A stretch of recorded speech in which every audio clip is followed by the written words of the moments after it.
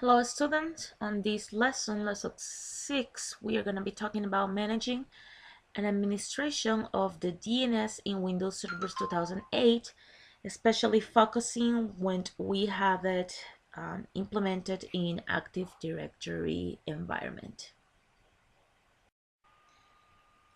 Active Directory domain services is directly tied and requires the installation of a DNS server to function properly.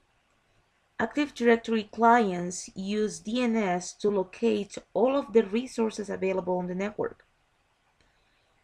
In an ADDS environment, you can run two types of DNS servers. The standard DNS server, which is a use file-based DNS zone files for storing the zone's information, and the ADDS integrated DNS server, which use the ADDS database and replication structure for storing and maintaining their zone information. It is highly recommended and considered as a best practice to implement ADDS integrated DNS in an AD domain environment. The DNS database is always stored in AD, and the DNS replications occurs through the normal AD replication or multi-replication process. ADDS is Microsoft implementation of a directory services infrastructure. ADDS stores attributes or specific information for objects within a network. Remember that objects can include computers, users, and groups. Because ADDS stores information in a database, it can be queried at any time. In fact, any attribute you specify within ADDS can be queried. A DC is used by ADDS for storing all of the AD objects and information about your network environment. ADDS DCs use multi-master replication, like we talked before, to keep the data updated. In addition, writable changes to AD can be made on any DC. When installing ADDS and creating the first DC in a forest, it is considered a best practice to install the DNS server role when you run the Active Directory Domain Services Installation Wizard, or the DC Promo. DC Promo automatically creates and delegates the forest root domain DNS zones, or the first domain in your forest.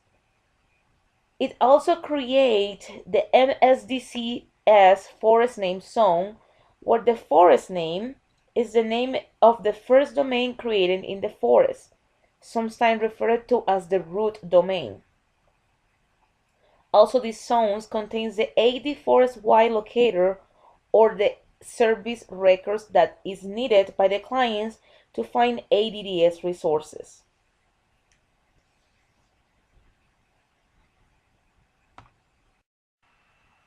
After installing ADDS and building a DC, you will see some changes in DNS. You now have a zone for your domain and your new zone for your forest name. The ADDS integrated DNS zone for your domain now stores more records than DNS zones for non-ADDS networks. If you recall to table 6.1 in the book, it lists the additions to DNS when ADDS is installed. Included are the zones that hold the service records responsible for providing the DNS clients access to ADDS host, and also the new SRB records for the LDIP and Kerberos are defined there. ADDS uses a database structure to maintain its objects. This structure is based on the DNS domain naming hierarchy. The ADDS database is built on stores or partitions responsible for maintaining particular pieces of the ADDS database.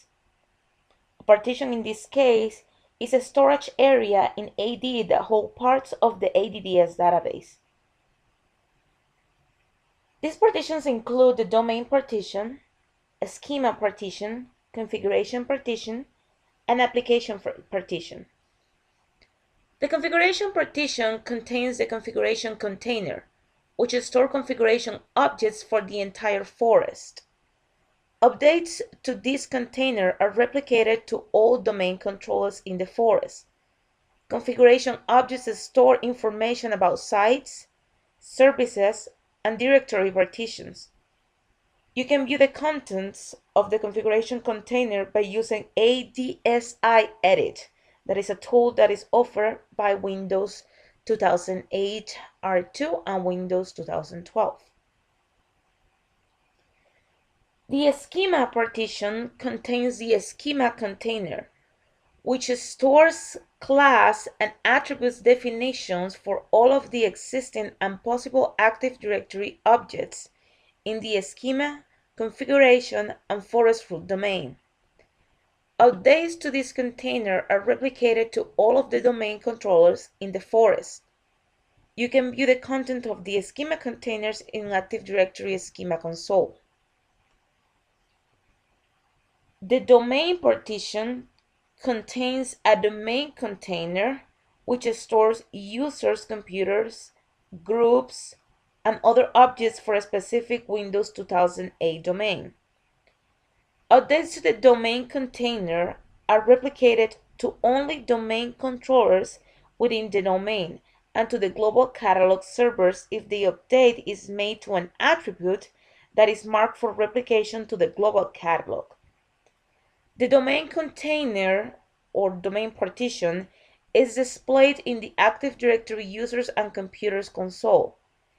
The hierarchy of domain directory partitions can be viewed in the Active Directory Domain and Trust console, where trust relationship between domains can be managed. And finally, the application partition. This partition is a customized partition that is used to store information about specific applications available in an environment.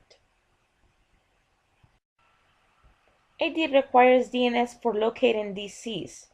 The client processes is referred to as a DC locator function. Along with resolving DCs, AD uses DNS naming conventions in the architecture of its domain. AD's dependence on DNS is based on the following components: the domain controller locator, the AD domain names, and the AD DNS objects. Let's talk first about domain controller locator. When an application requests access to Active Directory, an Active Directory server or domain controller is located by a mechanism called the domain controller locator. Mostly everybody calls it locator. Locator is no more than an algorithm that runs in the context of the netlogon service. Locator can find domain controllers by using the DNS names, WINS names or NetBIOS names, or it can be used on a network where IP transport is not available. Without the proper DNS records, clients cannot access domain resources. The records that the service looks for include the SRV or service record for a DC and the global catalog server. Let's talk now about AD domain names. Every AD domain in Windows Server 2008 has a naming convention based on the DNS domain name.